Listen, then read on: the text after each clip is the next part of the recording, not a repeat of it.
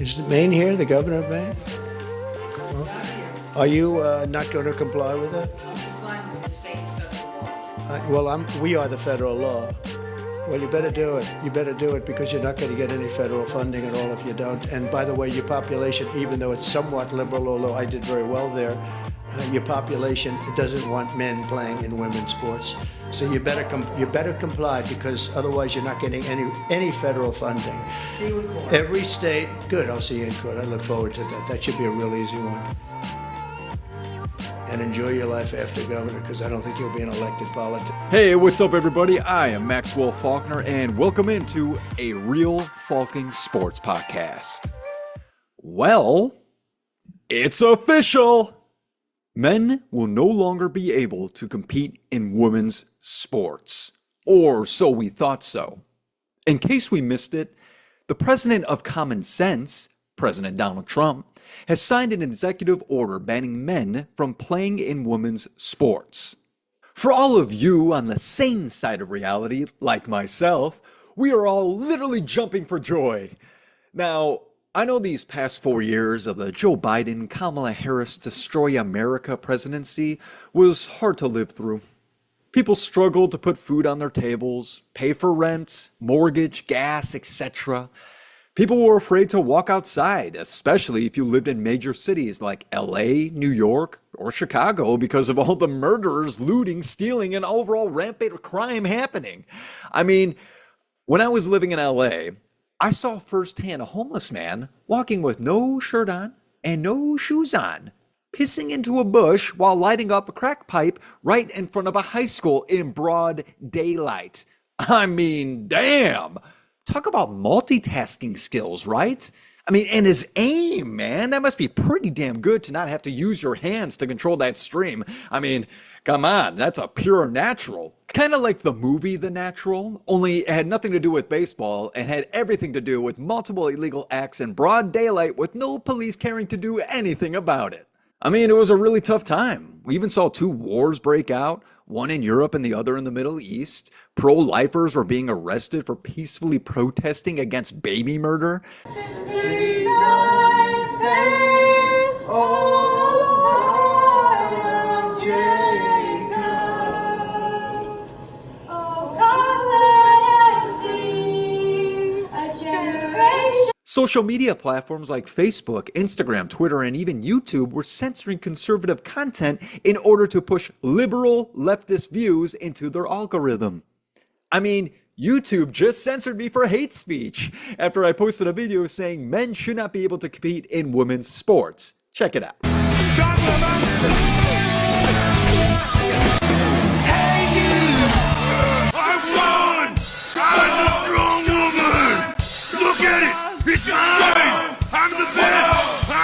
So I know South Park was added to this video, but damn does it make a point. Even though South Park is a comedic cartoon, they were using common sense to show the world that men competing against women in sports is insane. Men should not be able to compete in women's sports. After writing a very respectful message letting them know about the Protecting Women's and Girls in Sports Act that was passed by Congress, I was then reinstated. So now I'm back. Today, I'm going to show all of you why it is so important that President Donald Trump signed an executive order banning biological men from competing in women's sports. First things first. We all know that the Democrats will not stop their fight to indoctrinate your children into believing they can be the opposite sex. They will continue to persuade children that it is considered hate speech to state the truth about biology. The Democrats will say that there are hardly any trans athletes in women's sports to begin with. Why are we making such a big deal out of it? Oh, really? Well, according to a United Nations study, do we all know that more than 600 transgender athletes competing in women's athletics won 890 medals against biological females? Did we know that? In 29 sports and 400 competitions, 890 medals were stripped from biological females and given to biological males. Here come the activists. Here come the activists. That's hardly any medals. 890? Pfft, come on. Plus, you're not even a biologist, so how would you even know? Uh-huh. No, I'm not a biologist. I did take biology in college, though, where they taught me there were two sexes, but no, I'm still not a biologist. But here's my answer to you trans activists who say, because I'm not a biologist, that I don't understand common sense that men are physically stronger than women, especially in sports. You're not an athlete, so how would you know whether men and women are able to compete against each other? Let's go over a list of men who dominated women in women's sports. Let's also listen to some girls who have come out and expressed their frustration about men not only competing against them, but changing with them in the locker room fully intact with male genitalia. Let's lead it off with some volleyball, shall we? In 2020, biological female Peyton McNabb was spiked so hard in the face by a transgender athlete that not only did she have to go to the hospital from a concussion and neck injury, but she is still suffering from the effects today. Watch this hit, then listen to Peyton's story.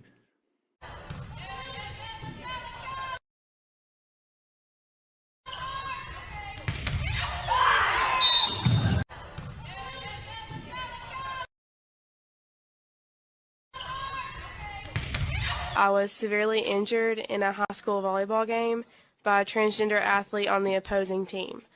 I suffered from a concussion and neck injury that to this day I'm still recovering from. Other injuries I still suffer from today include impaired vision, partial paralysis on my right side, constant headaches, as well as anxiety and depression. I was unable to play the rest of my last volleyball season, and although I am currently playing softball, I am not able to perform as well as I know I have in the past because of the injury. My ability to learn, retain, comprehend has also been impaired, and I require accommodations at school for testing because of this. Unbelievable. Impaired vision, partial paralysis on her right side, constant headaches along with anxiety and depression from being hit by a biological man in her sport. Disgusting. Prayers go out to Peyton and her family. How about the first open transgender woman in the 2020 Tokyo Olympics, when New Zealand's Laurel Hubbard competed against biological women?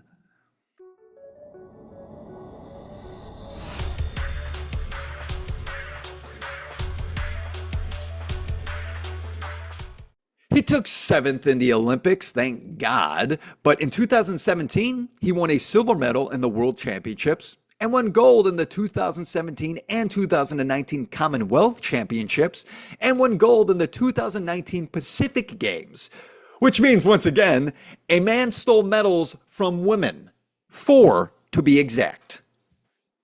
I guess this is where the Olympic trans insanity began, because in the 2024 Paris Olympics, 2 biological men, Iman Khalif and Lin Yuting, were allowed to compete in women's boxing. And wouldn't you know it, they both won the gold medal in their weight class. Biological male Iman Khalif hit biological female Angela Carini so hard in the face that Carini forfeited the match in the first 46 seconds. She said she has never been hit so hard in her life. Here's that video. Check it out. Representing Algeria, Imani.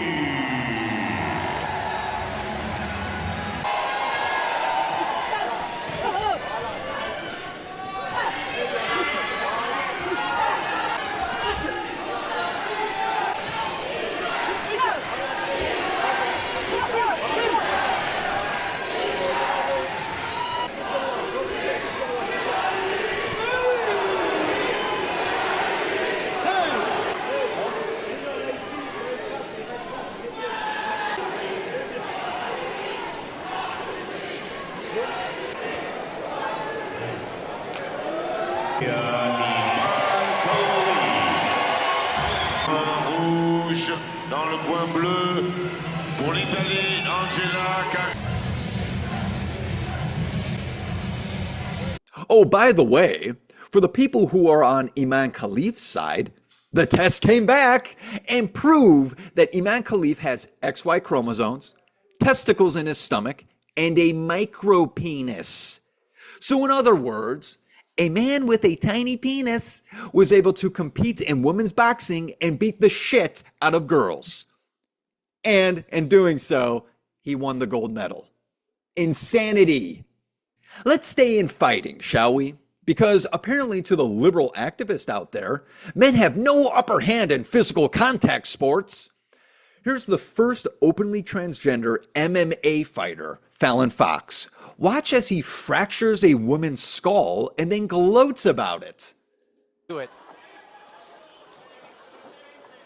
Fox delivering the knees, and that's it. Fallon Fox. Holy cow.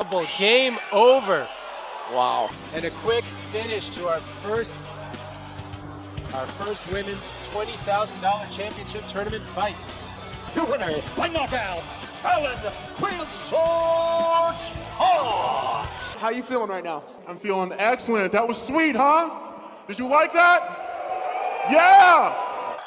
And I want to tell everyone else, I'm coming in this tournament. Every woman in this tournament better look out. I'm freaking coming. Well, you heard it here, everybody. Fallon Fox coming for you in the ladies tournament, advancing to the next round. Let's give it up one more time for Fallon Fox!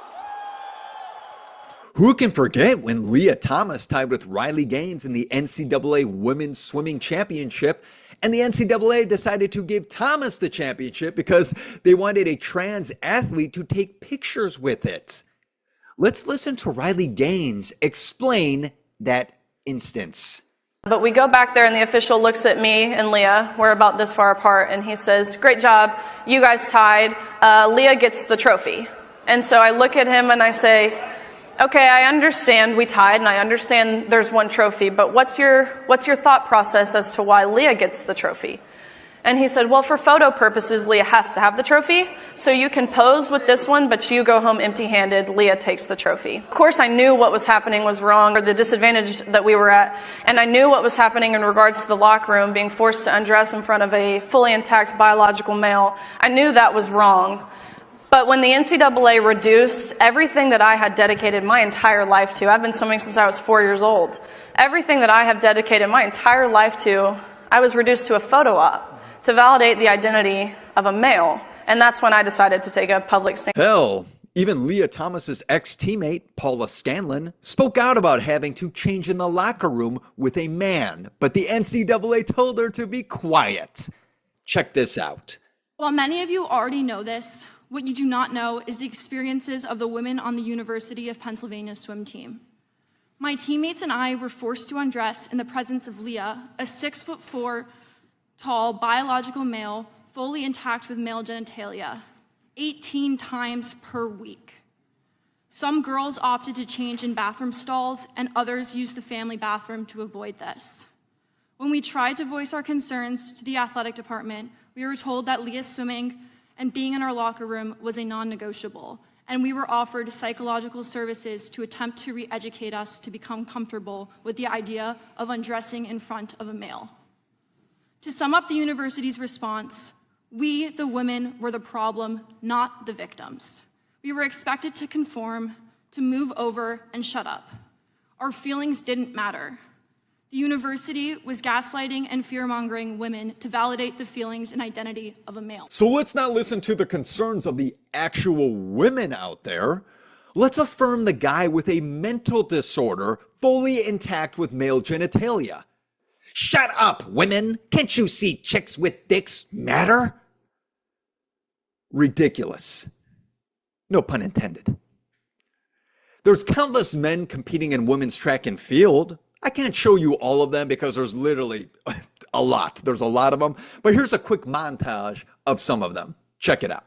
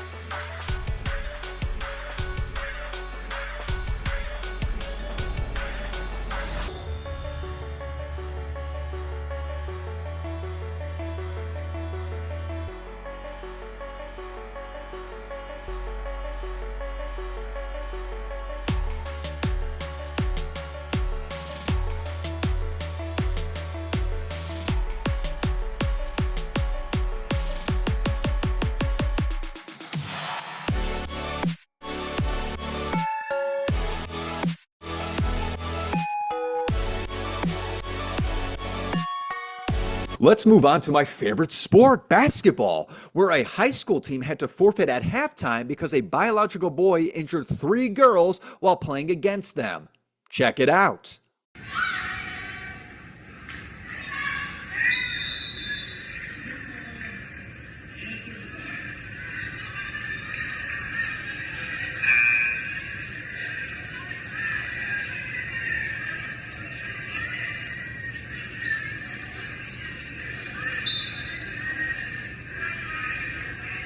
Recently, even though President Donald Trump signed an executive order banning men in women's sports, California, the loony state of the United States, allowed a boy to compete in women's basketball where he absolutely crushed the opposing girls. Check out this video.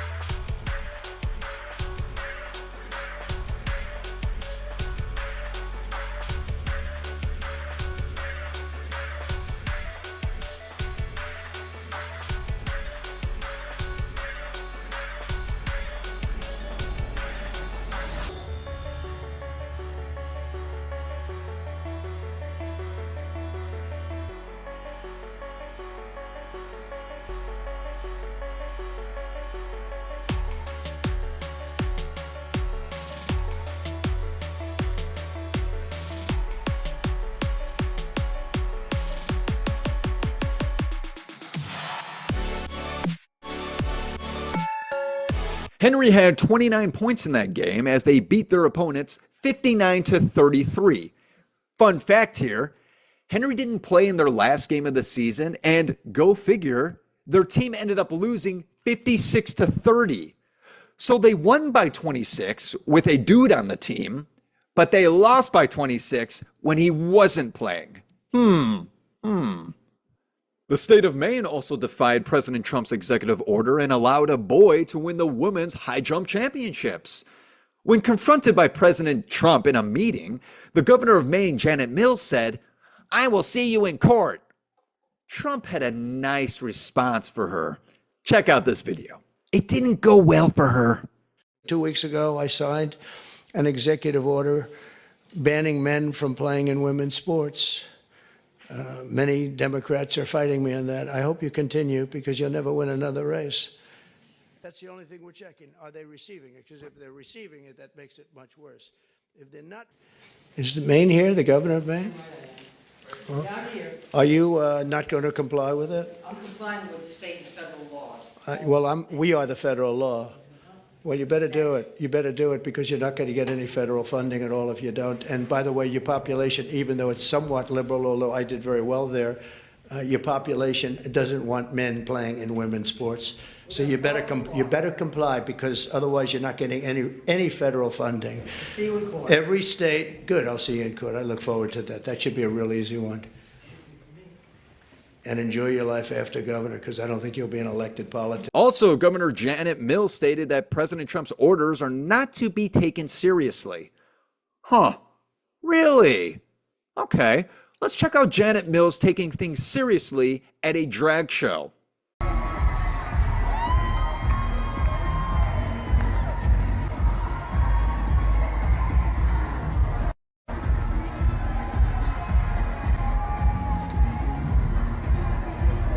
Oh, yikes.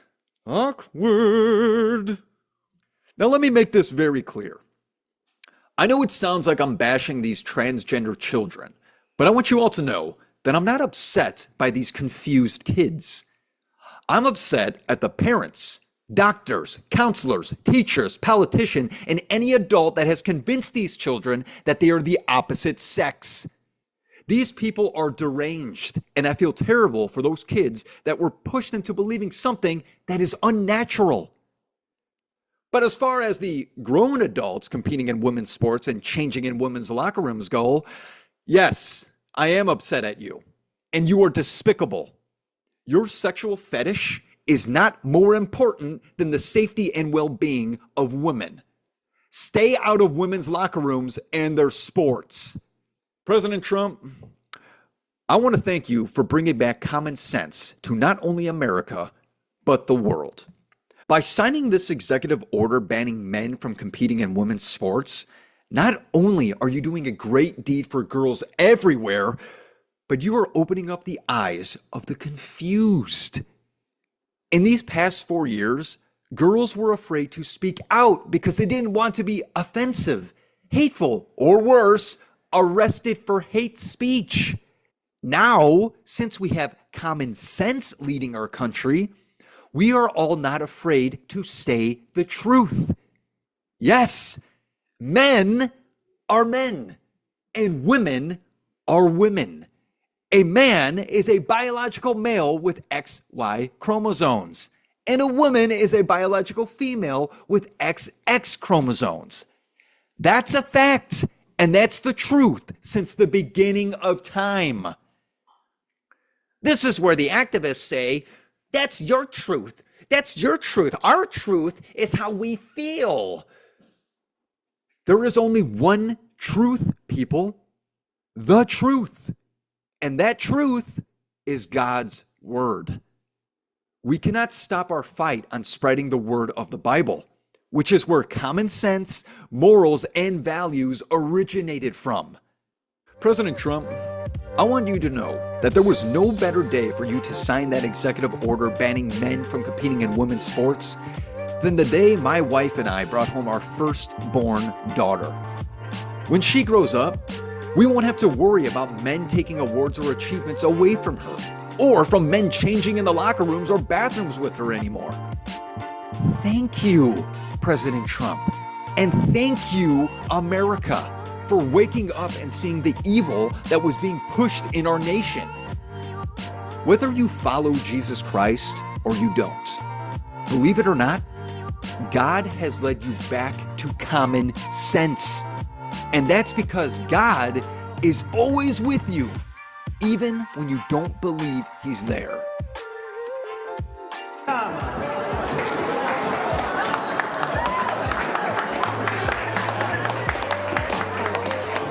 Secret Service is worried about them. If we have to worry about them, we have big problems. Okay, do you want to have it? You want to do this? Watch what I do, and then I'm going to give you some pens, okay? You ready? What a nice picture this is, huh, Governor? You ready? We'll do a good job. Wait, let me press that. I want to make this a really good signature. Because this is, this is a big one, right?